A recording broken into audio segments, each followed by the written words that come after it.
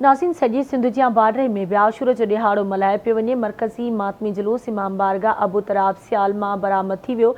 उन हवाले से वीडियो लिंक ते मौजूद है मक़बूल अहमद कांधड़ो। जी मक़बूल अहमद।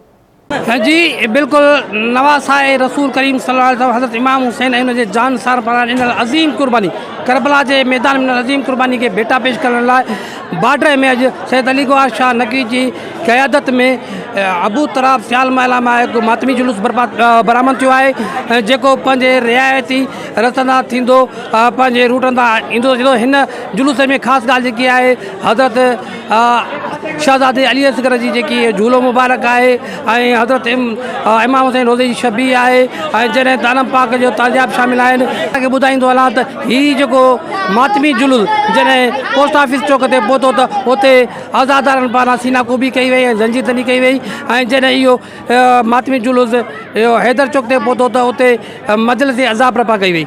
मां तव्हांखे अॻिते हली ॿुधाईंदो हलां त हीउ जी जुलूस पंहिंजे रिवायती रस्म सां थींदो। जॾहिं पुराणे शहर पहुचंदो त उते पिण मजलिस अज़ा बर्पा कई वेंदी ऐं उन खां पोइ हीउ जुलूस मातमी जुलूस राति जो 9 बजे साॻे इमाम बारगाह अबू तराब महिला में नर थींदो। मां तव्हांखे ॿुधाईंदो हलां त हिन मातमी जुलूस सां गॾु एम्बुलेंस पिण मौजूदु आहे, जेका आज़ादार सीनाकुबी ऐं रंजीतनी करे आहिनि उन्हनि खे तुर्त इमदाद ॾिनी पई वञे। ऐं मां तव्हांखे ॿुधाईंदो हलां हिन मातमी जुलूस जी लाइ फुल सिक्योरिटी प्रूफ जेकी इहो सिक्योरिटी बंदोबस्तु कयो आहे। 3 एसओ जी निगरानी में 60 पुलिस एहलकार मुक़ररु कया आहिनि, जेके ऐं अंजुमन जा रज़ाकार पिण हिन जुलूस सां शामिल आहिनि। जी।